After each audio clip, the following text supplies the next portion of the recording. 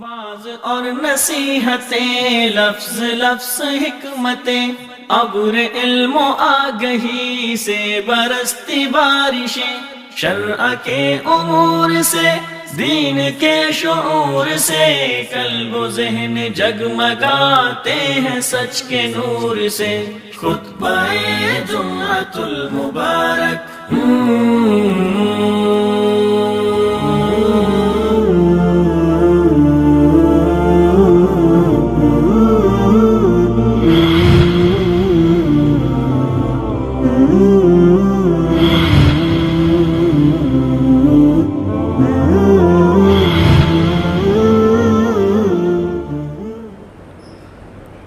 السلام علیکم ورحمۃ اللہ وبرکاتہ۔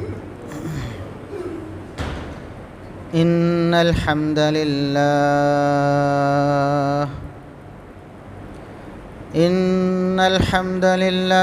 نحمده ونستعینه ونستغفره ونعوذ باللہ من شرور انفسنا ومن سیئات اعمالنا، من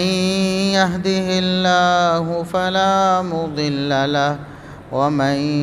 يضلل فلا هادي له، اشهد ان لا اله الا الله وحده لا شريك له، واشهد ان محمدا عبده ورسوله۔ اللهم صل على محمد وعلى آل محمد كما صليت على إبراهيم وعلى آل إبراهيم إنك حميد مجيد۔ اللهم بارك على محمد وعلى آل محمد كما باركت على إبراهيم وعلى آل إبراهيم إنك حميد مجيد۔ أما بعد، فيا أيها الناس، ألا إن خير الحديث كتاب الله، وخير الهدي هدي محمد صلى الله عليه وسلم، وشر الأمور محدثاتها، وكل محدثة بدعة، وكل بدعة ضلالة۔ أعوذ بالله السميع العليم من الشيطان الرجيم، من همزه ونفخه ونفثه، بسم الله الرحمن الرحيم۔ ومن يشاقق الرسول من بعد ما تبين له الهدى ويتبع غير سبيل المؤمنين نوله ما تولى ونصله جهنم وساءت مصيرا۔ انتہائی قابل احترام بزرگوں، عزیز نوجوان ساتھیوں، معززات و مکرمات اسلامی ماں اور بہنوں، ہر قسم کی حمد و ثنا، تعریف و تمجید، کبریائی، بڑائی، رفعت و عظمت اللہ رب العزت کے لیے جو پوری کائنات کا خالق و مالک ہے۔ بے شمار، لا تعداد، بے حد و حساب درود و سلام پیغمبر آخر الزماں، محسن انسانیت، محسن کائنات، جناب محمد الرسول اللہ صلی اللہ علیہ وسلم کی ذات اقدس پر اللہ رب العزت نے محمد الرسول اللہ صلی اللہ علیہ وسلم کو اس دنیا میں آخری پیغمبر آخری رسول اور آخری نبی بنا کر بھیجا۔ پہلے انبیاء ایک خاص وقت کے لیے، خاص علاقے کے لیے مبعوث ہوتے تھے۔ ایک نبی جاتا تو دوسرا آ جاتا، نبوت کا سلسلہ اسی طرح چلتا رہا، لیکن محمد الرسول اللہ صلی اللہ علیہ وسلم پر یہ سلسلہ ختم ہو گیا۔ پہلے انبیاء ہی جانے والے انبیاء کے جانشین ہوتے تھے، رسول ہی جانے والے رسولوں کے پیچھے آتے تھے اور پھر دنیا والوں کو ہدایت اور جنت کا راستہ دکھاتے تھے۔ محمد الرسول اللہ صلی اللہ علیہ وسلم جب آخری نبی اور رسول ہیں تو آپ کے بعد کیا ہے؟ یہ بات اللہ رب العزت نے بھی بتائی اور محمد الرسول اللہ صلی اللہ علیہ وسلم نے خود بھی بتائی۔ اللہ رب العزت نے فرمایا وَمَن يُشَاقِقِ الرَّسُولَ مِن بَعْدِ مَا تَبَيَّنَ لَهُ الْهُدَى وَيَتَّبِعْ غَيْرَ سَبِيلِ الْمُؤْمِنِينَ، جو شخص جانتے بوجھتے دلائل آنے کے بعد بھی رسول اللہ صلی اللہ علیہ وسلم کی نافرمانی کرتا ہے اور مومنوں کے راستے کو چھوڑ کر کسی اور راستے کی پیروی کرتا ہے، تو ہم اس کی رسی ڈھیلی چھوڑ دیتے ہیں، جہاں جاتا ہے جانے دیتے ہیں، دنیا میں اس کو اپنی مرضی کرنے دیتے ہیں، لیکن آخرت میں اس کا ٹھکانہ جہنم ہے۔ ہم اس کو جہنم کا ایندھن بنائیں گے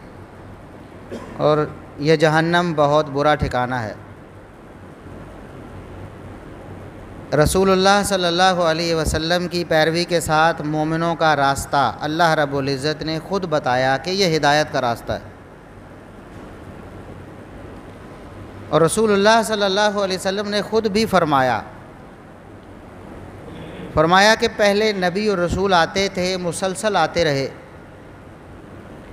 ایک نبی جاتا تو خلفہ نبی، اس کے پیچھے دوسرا نبی اس کا جانشین ہوتا، اس کی جگہ پر آ کر لوگوں کو اللہ رب العزت کی طرف بلاتا، توحید کی دعوت دیتا، برائی سے روکتا، نیکی کا حکم دیتا۔ لیکن میرے بعد کوئی نبی نہیں ہے، وَسَيَكُونُ خُلَفَاء، میرے بعد میرے جانشین ہوں گے، میرے بعد میرے جانشین ہوں گے۔ وہ کون لوگ تھے جو نبی کریم صلی اللہ علیہ وسلم کے جانشین تھے خود آپ کے بقول؟ اور وہ کون لوگ ہیں کہ اللہ رب العزت فرماتا ہے کہ نبی کریم صلی اللہ علیہ وسلم کی پیروی بھی کرنی ہے اور مومنوں کا راستہ بھی اپنانا ہے۔ جب یہ آیت نازل ہوئی تھی، اللہ رب العزت نے فرمایا تھا کہ جو رسول کی نافرمانی کرتا ہے جان بوجھ کر اور مومنوں کا راستہ چھوڑ دیتا ہے تو اس کا ٹھکانہ جہنم ہے۔ جب یہ آیت نازل ہوئی تھی تو کون تھے وہ مومن جن کا راستہ اللہ رب العزت ہمیں بتانا چاہتا ہے بعد والوں کو کہ تم نے اس راستے پر چلنا ہے؟ سبیل المؤمنین کیا ہے؟ مومن کون ہے اور ان کا راستہ کون سا ہے؟ اب تو جدید دور ہے، کارپیٹ روڈ بنتے ہیں، مٹیریل استعمال ہوتا ہے خاص قسم کا، اور ایک روڈ اور راستہ بنتا ہے۔ اگر اس دور میں جائیں جب یہ آیت نازل ہوئی وَيَتَّبِعْ غَيْرَ سَبِيلِ الْمُؤْمِنِينَ، کہ جو مومنوں کا راستہ چھوڑ دیتا ہے وہ جہنمی ہے، اس کا ٹھکانہ جہنم ہے، اس دور میں جا کے دیکھیں تو راستے کیسے بنتے تھے؟ راستے ایسے بنتے تھے کہ انسان چلتے تھے، ایک انسان چلا ہے ایک جگہ میں سے، اس کے قدموں کے نشانات پڑے ہیں اور ان نشانات کی وجہ سے مٹی تھوڑی دبی ہے، پھر دوسرا شخص آتا ہے، وہ دیکھتا ہے کہ یہاں سے کوئی گزرا ہے، وہ بھی وہاں سے پاؤں رکھ کے گزرتا ہے، پھر تیسرا گزرتا ہے، چوتھا گزرتا ہے، پانچواں گزرتا ہے، تو وہ راستہ بن جاتا ہے، راستہ واضح ہوتا چلا جاتا ہے۔ لوگوں کے چلنے کی وجہ سے، ان کے پاؤں پڑنے کی وجہ سے راستہ واضح ہوتا چلا جاتا ہے اور راستہ بنتا چلا جاتا ہے۔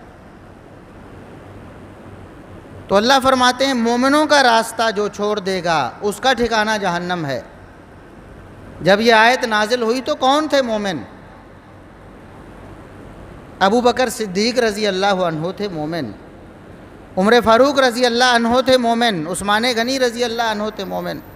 علی مرتضیٰ رضی اللہ عنہ تھے مومن، طلحہ و زبیر رضی اللہ عنہما تھے مومن، سعد و سعید رضی اللہ عنہما تھے مومن، ابو عبیدہ بن جراح رضی اللہ تعالی عنہ وہ تھے مومن، عبد الرحمن بن عوف رضی اللہ عنہ تھے مومن۔ اس وقت بدر و احد والے تھے مومن، پھر بیت رضوان والے تھے مومن، پھر فتح مکہ والے مومن تھے، پھر حنین والے مومن تھے، یرموک والے مومن تھے۔ اللہ رب العزت بتانا چاہتا ہے کہ جو ابو بکر کا راستہ چھوڑ دیتا ہے، جو عمر کا راستہ چھوڑ دیتا ہے، جو عثمان کا راستہ چھوڑ دیتا ہے، جو علی کا راستہ چھوڑ دیتا ہے، اس کا ٹھکانہ جہنم ہے، وہ جنت کے راستے پہ نہیں چل سکتا۔ مومنوں کا راستہ کیسے بنا ہے؟ ابو بکر چلے ہیں، مومنوں کا راستہ بنا ہے، عمر چلے ہیں، عثمان چلے ہیں، علی چلے ہیں، طلحہ و زبیر چلے ہیں، بدر والے احد والے چلے ہیں، بیت رضوان والے چلے، فتح مکہ والے چلے، تو راستہ بنتا چلا گیا۔ یہ سبیل المومنین ہے، جس کے بارے میں اللہ رب العزت نے فرمایا ہے جو سبیل المومنین کو چھوڑ دیتا ہے وہ جنت کا راستہ چھوڑ دیتا ہے، جو سبیل المومنین سے بھٹک جاتا ہے وہ جنت کے راستے سے بھٹک جاتا ہے۔ صحابہ اکرام رضوان اللہ علیہم اجمعین،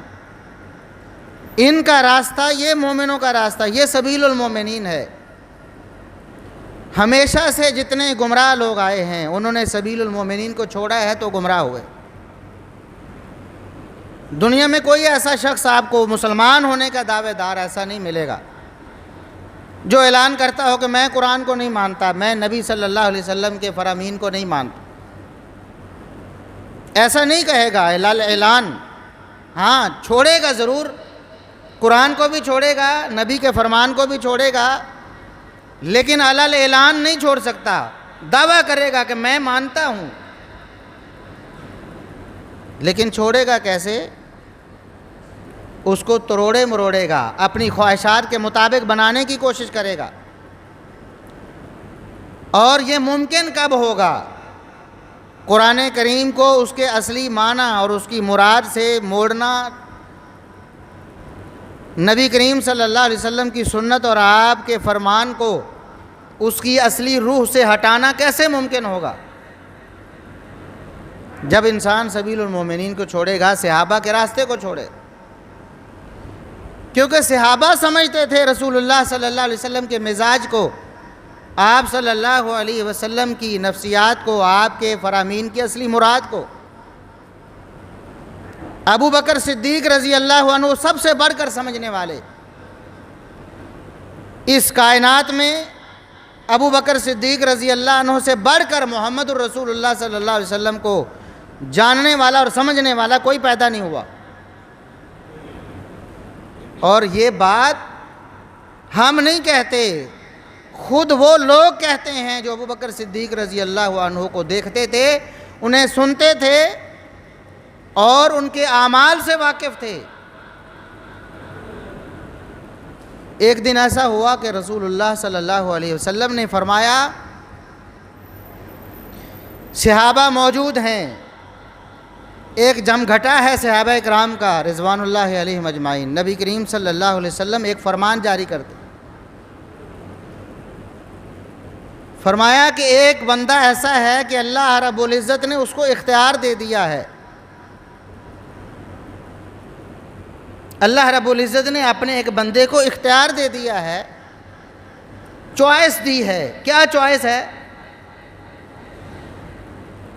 کہ وہ دنیا میں رہنا پسند کرتا ہے، دنیا کے معاملات اور دنیا کے جو فوائد ہیں انہیں سمیٹنا پسند کرتا ہے، یا پھر اللہ کے پاس جو اجر و ثواب ہے اسے پسند کرتا ہے۔ یعنی اللہ رب العزت نے ایک بندے کو اختیار دے دیا ہے، وہ دنیا میں رہے یا اللہ کے پاس چلا جائے۔ صحابہ کرام سن رہے ہیں، غور سے سن رہے ہیں، نبی کریم صلی اللہ علیہ وسلم واقعہ بیان ایک بات بیان فرما رہے ہیں۔ اچانک ہوتا ہے کہ ابو بکر صدیق رضی اللہ عنہ زاروں کے تار رونا شروع کر دیتے، زاروں کے تار رونا شروع کر دیتے ہیں۔ صحابہ کرام جن میں سارے موجود ہیں وہ حیران ہوتے ہیں کہ نبی کریم صلی اللہ علیہ وسلم تو ایک بات بیان کر رہے ہیں، کسی شخص کا واقعہ بیان کر رہے ہیں،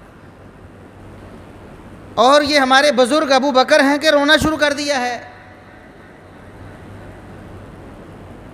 زاروں کے تار رو رہے ہیں، انہیں کیا ہوا ہے، انہیں کیا پریشانی ہوگی اس بات سے کہ اللہ رب العزت نے ایک بندے کو اختیار دیا ہے، وہ دنیا کی نعمتوں سے فائدہ اٹھانا چاہتا ہے، تب اللہ رب العزت کے پاس جو اجر و ثواب ہے اسے حاصل کرنا ہے چاہتا ہے، تب اس کے پاس اختیار ہے۔ یہ بیان کرنے والے ابو سعید خدری رضی اللہ عنہ کہتے ہیں کہ ہمیں تو بعد میں پتہ چلا کہ ابو بکر صدیق رسول اللہ صلی اللہ علیہ وسلم کو ہم سب میں زیادہ سمجھنے والے تھے۔ آپ کے سب سے بڑے مزاج شناس تو ابو بکر صدیق تھے۔ آپ نے جو بات بیان فرمائی اشارے میں عام لوگوں کو سمجھ نہیں آئی، ابو بکر صدیق رضی اللہ عنہ سمجھ گئے کہ وَقَانَ رسول اللہ صلی اللہ علیہ وسلم هو المخیر، اللہ رب العزت نے جس بندے کو اختیار دیا تھا دنیا کی نعمتوں سے فائدہ اٹھانے کا یا آخرت کے فوائد سمیٹنے کا، وہ اختیار دیے جانے والے شخص تو خود محمد الرسول اللہ صلی اللہ علیہ وسلم۔ ہمیں بعد میں پتہ چلا کہ رسول اللہ صلی اللہ علیہ وسلم اصل میں دنیا سے چلے جانے کے بارے میں اپنی خبر دے رہے ہیں کہ میں اب دنیا میں نہیں رہوں گا، اللہ نے مجھے اختیار دیا ہے،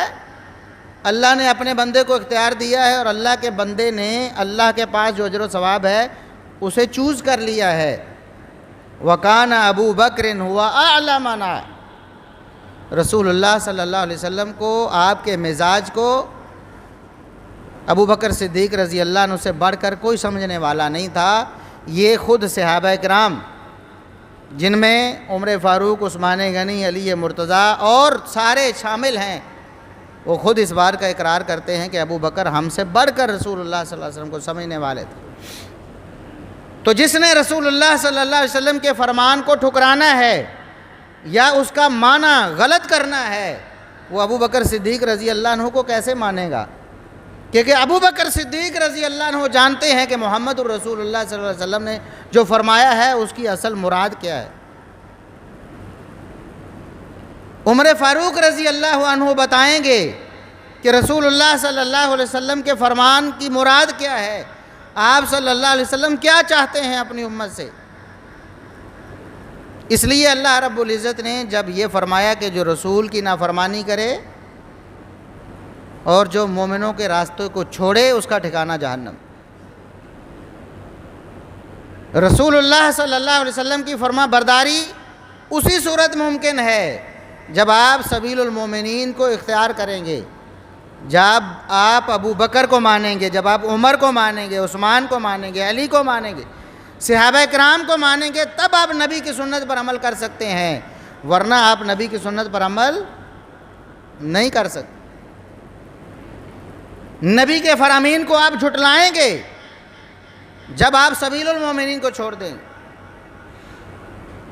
کتنا واضح فرمان ہے محمد الرسول اللہ صلی اللہ علیہ وسلم کا۔ غزوہ خیبر کے موقع پر آپ صلی اللہ علیہ وسلم نے دو چیزوں کو ہمیشہ کے لیے حرام قرار دے دیا۔ ایک گھریلو گدھے کے گوشت کو حرام قرار دیا، دوسرا متع کو حرام قرار دیا۔ وقتی نکاح، مال دولت کے عوض، کسی فائدے کے عوض وقتی طور پر کیے جانے والے نکاح کو محمد الرسول اللہ صلی اللہ علیہ وسلم نے تا ابد حرام قرار دے دیا۔ عبداللہ ابن عباس رضی اللہ عنہما انہوں نے سمجھا کہ شاید یہ جو ممانت ہے یہ عارضی ہے، آپ صلی اللہ علیہ وسلم نے کسی خاص موقع پر، غزوہ خیبر کے موقع پر، ان خاص دنوں میں شاید اس کو منع کیا ہو، اس طرح کا خیال ان کے ذہن میں آیا۔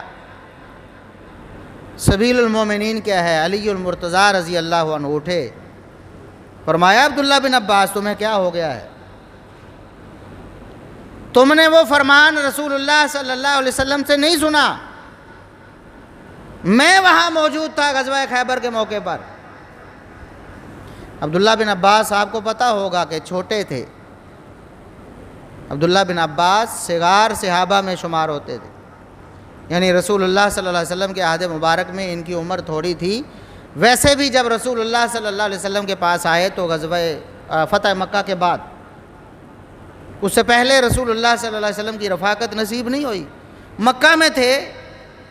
مکہ سے مدینہ آئے فتح مکہ کے بعد، تو غزوہ خیبر پہلے ہو چکا تھا، یقیناً عبداللہ بن عباس رضی اللہ عنہما وہاں موجود نہیں تھے۔ تو علی مرتضیٰ رضی اللہ عنہ فرماتے ہیں کہ عبداللہ بن عباس خبردار دوبارہ ایسی بات نہیں کرنی کہ یہ کوئی وقتی حرمت تھی، میں علی نے خود رسول اللہ صلی اللہ علیہ وسلم کو یہ فرماتے سنا ہے کہ یہ وقتی نکاح اللہ رب العزت نے قیامت تک کے لیے حرام قرار دے دی۔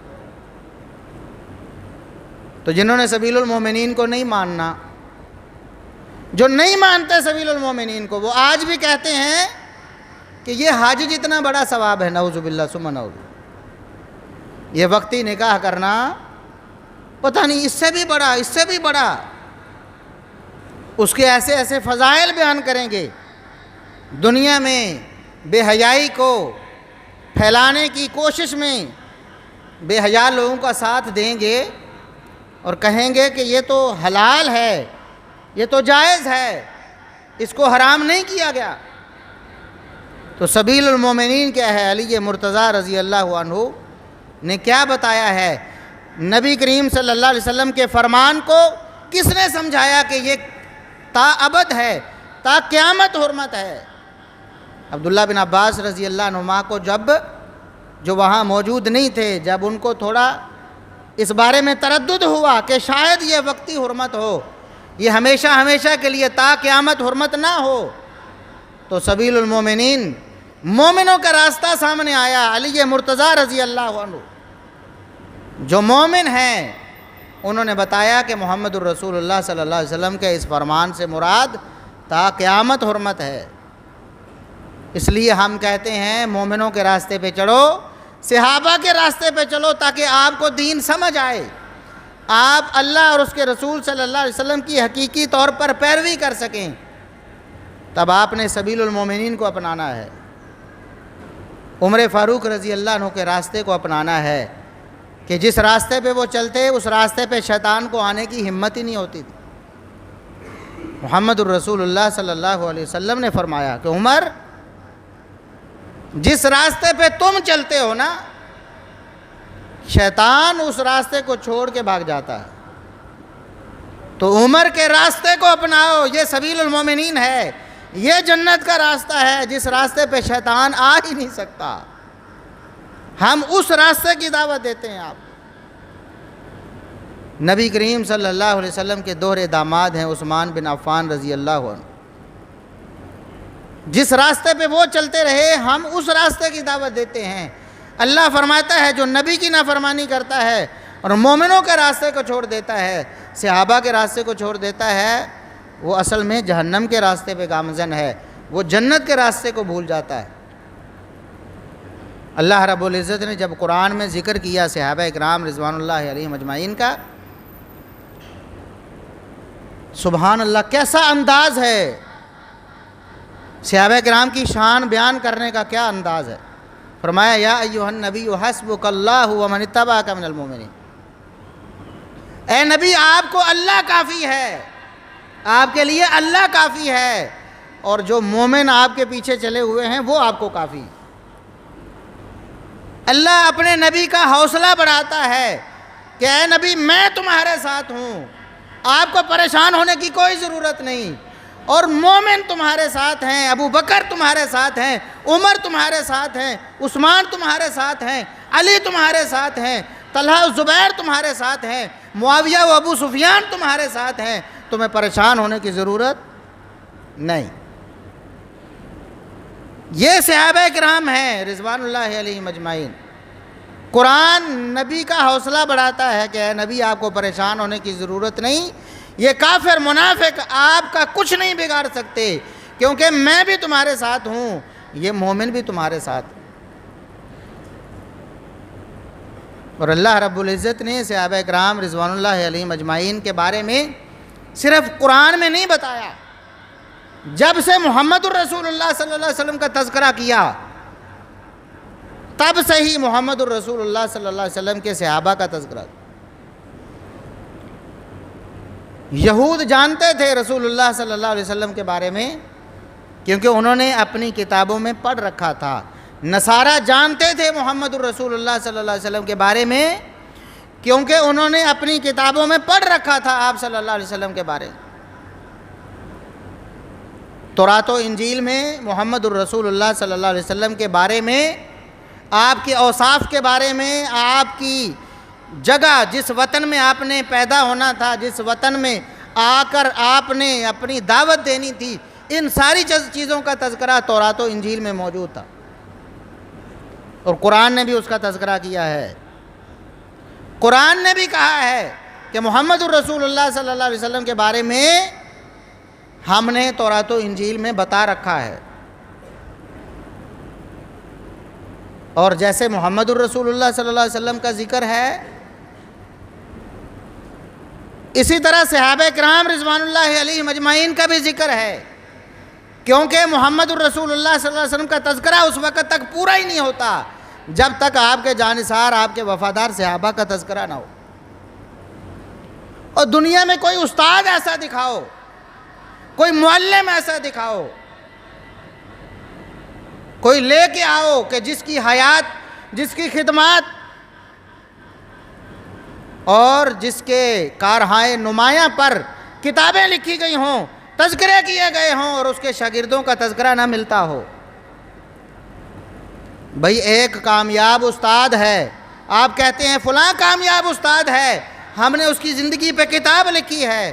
بتاؤ اس کے کامیاب شاگردوں کا تذکرہ کیے بغیر آپ اس کی زندگی، اس کے حالات کو بیان کر سکتے ہیں؟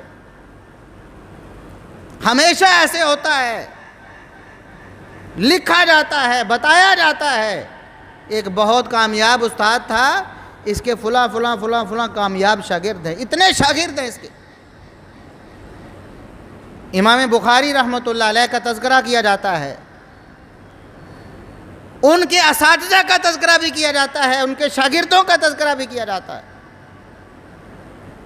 بتایا جاتا ہے کہ کتنے کامیاب محدث، کتنے کامیاب استاد، کتنے کامیاب معلم تھے کہ امام مسلم بن حجاج جیسا شاگرد پیدا کیا، کتنے کامیاب استاد تھے، امام ابو حاتم، امام ابو زرع جیسا شاگرد پیدا کیا، کتنے کامیاب استاد تھے، امام ترمذی جیسا شاگرد پیدا کیا، کتنے کامیاب استاد تھے کہ فلاں فلاں فلاں فلاں شاگرد ان کے حصے میں آئے اور انہوں نے ایسی ایسی خدمات سر انجام دیں، پوری دنیا کو علم حدیث سے بھر دیا۔ لیکن محمد الرسول اللہ صلی اللہ علیہ وسلم کا تذکرہ ہو، کیسے ہو سکتا ہے کہ آپ کی حیات، آپ کی سیرت کا تذکرہ آپ کے کامیاب شاگردوں کے تذکرے کے بغیر مکمل ہو جائے؟ اس لیے اللہ رب العزت نے جب محمد الرسول اللہ صلی اللہ علیہ وسلم کا ذکر کیا تو آپ صلی اللہ علیہ وسلم کے صحابہ کا تذکرہ کیا۔ سورۃ الفتح اٹھا کے دیکھیں، اللہ رب العزت نے فرمایا نبی کے جو ساتھی ہیں ان کے اوصاف یہ ہیں، محمد الرسول اللہ والذین معہ اشداء علی الکفار رحماء بینہم تراہم رکعا سجدا۔ اللہ رب العزت نے ان کے معاملات کا ذکر بھی کیا، صحابہ کے مزاج کا تذکرہ بھی کیا، صحابہ کی نرم مزاجی کا تذکرہ بھی کیا، ان کی سخت مزاجی کا، اللہ کے دشمنوں کے خلاف ان کے سخت ہونے کا تذکرہ بھی کیا، اللہ رب العزت نے ان کے رکوع بھی بتائے، اللہ نے ان کے سجدے بھی بتائے، اللہ رب العزت نے ان کی پیشانیوں کا تذکرہ بھی کیا، اور پھر فرمایا ذالک مثلہم فی التوراۃ والانجیل۔ اللہ رب العزت نے صحابہ کے یہ اوصاف صرف قرآن میں نہیں بتائے بلکہ تورات اور انجیل میں بھی ذکر کیے۔ پھر اللہ رب العزت نے فرمایا کزرع اخرج شطأہ، نبی کے صحابہ کی مثال ایسے ہے جیسے ایک کسان بیج بوتا ہے، وہ بیج بارآور ہوتے ہیں، ان سے ایک کونپل نکلتی ہے، پھر وہ ایک تنا بنتا ہے۔ کسان ایک ایک لمحے میں اپنے پودوں اپنی فصلوں کا خیال کرتا ہے، ان کو پانی دیتا ہے، ان کی پرورش کرتا ہے، جس طرح اپنی اولاد کی پرورش کرتا ہے نا، کسان اپنی فصلوں کو اسی طرح توجہ دیتا ہے۔ یہ اس کی کمائی ہوتی ہے، یہ اس کی محنت کا نتیجہ ہوتا ہے۔ اللہ رب العزت فرماتے ہیں محمد الرسول اللہ صلی اللہ علیہ وسلم بالکل ایسے ہی صحابہ اکرام رضوان اللہ علیہم اجمعین کی پرورش اور تربیت کرتے تھے، صحابہ اکرام رضوان اللہ علیہم اجمعین کو تیار کرتے تھے، جس طرح کسان کی کامیاب فصل اس کے جو حاسد ہوتے ہیں، اس کے جو مقابل ہوتے ہیں، اس کے جو شریکے ہوتے ہیں، ان کو جلا دیتی ہیں، ان کو پریشان کرتی ہے، اس کے دشمنوں کو، کسان کے دشمنوں کو کسان کی اچھی فصل گوارا نہیں ہوتی، وہ جلتے اور کڑتے ہیں کہ یہ کامیاب کیوں ہو گیا ہے، اس کی فصل اتنی شاندار کیوں ہو گئی۔ فرمایا لیغیظ بہم الکفار، اللہ رب العزت نے محمد الرسول اللہ صلی اللہ علیہ وسلم کی یہ جو فصل ہے، ان کے صحابہ کی یہ جو جماعت ہے،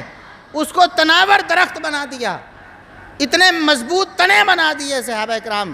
اور ان کی وجہ سے اللہ رب العزت نے محمد الرسول اللہ صلی اللہ علیہ وسلم کو تقویت دی، آپ صلی اللہ علیہ وسلم کے دین کو مضبوط کیا۔ اللہ رب العزت ان صحابہ کی وجہ سے نبی کے کافر دشمنوں کو جلاتا ہے، اور صحابہ کی وجہ سے اللہ کے دشمن جلتے ہیں، اللہ کے دشمن کڑتے ہیں، اللہ کے دشمنوں کو غصہ آتا ہے صحابہ پر، کیوں انہوں نے نبی کا ساتھ دیا، کیوں کامیاب ہو گئے، کیوں نبی کی محنت نتیجہ آور ہو گئی، اس لیے وہ انکار کرنے کی کوشش کرتے ہیں۔ وہ اللہ کے بنائے ہوئے اس راستے جو مومنوں کے لیے سبیل المومنین ہے، جو بعد میں آنے والوں کے لیے مشعل راہ ہے، جو اصل میں جنت کا راستہ ہے، اس کو مٹانے کی کوشش کرتے ہیں، اس کو گہنانے کی کوشش کرتے ہیں۔ صحابہ کرام رضوان اللہ علیہم اجمعین کے بارے میں لوگوں کے ذہنوں میں منفی تاثر پیدا کرنے کی کوشش کرتے ہیں، جھوٹ بول بول کر، داستانیں گھڑ گھڑ کر، اتنے جھوٹ بولتے ہیں، اتنی رنگ آمیزی کرتے ہیں۔ آج ابھی پاکستان بنے ہوئے 5 صدی ہوئی ہے، ابھی 1 صدی نہیں گزری۔ آج عالم دیکھیں کہ یہ تاریخ بھی ہماری محفوظ نہیں رہی، ایسے جھوٹ درائے ہیں۔ آپ کو پاکستان کی تاریخ لکھنے والے مورخین، ان میں بڑا تضاد اور بڑا اختلاف نظر آئے گا، اپنے رجحان کے مطابق زرد صحافت کرنے والے صحافیوں نے پاکستان کی تاریخ کو مسخ کرنے کی کوشش کی۔ آپ کو نظر آئے گا، کہیں آپ کو لکھا ہوا نظر آئے گا، اور اکثریت پاکستان کے مسلمانوں کی یہی دعویٰ کرتی ہے پاکستان کا مطلب کیا، لا الہ الا اللہ، یہ مملکت توحید ہے، اللہ کی توحید کے نام پہ بننے والا یہ ملک، اسلام کے نام پہ بننے والا ملک، بنانے والوں کی نیت ایک اسلامی سلطنت قائم کرنا تھی۔ یہ بیانیہ بھی آپ کو ملے گا جو کہ درست ہے، لیکن اس کے مقابل ابھی 1 صدی بھی نہیں گزری ہے، کہنے والوں نے یہ کہہ دیا کہ قائد اعظم محمد علی جناح وہ پاکستان کو ایک سیکولر سٹیٹ بنانا چاہتے تھے، ایک ایسا ملک بنانا چاہتے تھے جس کے نظام میں مذہب کو کوئی دخل نہ ہو، جہاں اسلام کا نام لینے والا کوئی نہ ہو، سرکاری سطح پر کوئی قانون اسلام کو مد نظر رکھ کر نہ بنایا جائے۔ یہ کہنے والے بھی موجود ہیں، وہ بھی آپ کو دلائل پیش کرتے نظر آئیں گے۔ جی ہمیں قائد اعظم کا خط ملا ہے، محمد علی جناح کا بیان ملا ہے، فلان لوگ ملے ہیں ہمیں، انہوں نے ہمیں بتایا ہے۔ ایک صدی بھی نہیں گزری تو محمد علی جناح کے بارے میں متضاد نظریات دنیا میں نہ صرف موجود ہیں بلکہ اصرار کیا جاتا ہے۔ بڑے بڑے آپ کے موقر اور نامور اخبارات میں کالم لکھے جاتے ہیں۔ تو آپ کا کیا خیال ہے کہ 1400 سال جن شخصیات کو گزرے ہو چکے ہیں ان کے بارے میں لوگوں نے جھوٹ نہ بولے ہوں گے؟ ان کے بارے میں گندے ذہن رکھنے والوں نے تاریخ میں واقعات نہ گھسیڑے ہوں گے؟ ان کے بارے میں منفی تاثر پیدا کرنے کے لیے دشمنان صحابہ نے کیا کیا گل نہیں کھلائے ہوں گے؟ اس لیے قرآن کو دیکھیں، محمد الرسول اللہ صلی اللہ علیہ وسلم کے فرمان کو دیکھیں کہ قرآن میں صحابہ کا مقام کیا ہے اور محمد الرسول اللہ صلی اللہ علیہ وسلم کے فرامین میں صحابہ کا مقام کیا ہے۔ ایک حدیث، ایک فرمان رسول بھی عرض کرتا ہوں، بات ختم کرتا ہوں۔ محمد الرسول اللہ صلی اللہ علیہ وسلم نے فرمایا، یہ صحیح مسلم کی حدیث ہے، ایک وہ حدیث جو زبان زد عام ہے، مشہور ہے، لیکن ثابت نہیں کہ اصحابی کالنجوم، کہ میرے صحابہ ستاروں جیسے ہیں۔ یہ الفاظ تو ثابت نہیں ہے، لیکن صحیح مسلم کی یہ حدیث سنیں۔ محمد الرسول اللہ صلی اللہ علیہ وسلم فرماتے ہیں کہ اللہ رب العزت نے آسمان پہ ستارے بنائے ہیں، آسمان پر ستارے بنائے ہیں، وہ ستارے آسمان کی حفاظت کے ضامن ہیں۔ جب تک ستارے ہیں آسمان کو کچھ ہونے والا نہیں، اور جب ستارے جھڑ جائیں گے، ستارے بکھر جائیں گے تو پھر آسمان بھی ٹوٹ جائے گا، پھر آسمان قائم رہ سکے گا نہیں۔ فرمایا اللہ رب العزت نے مجھ محمد الرسول اللہ کو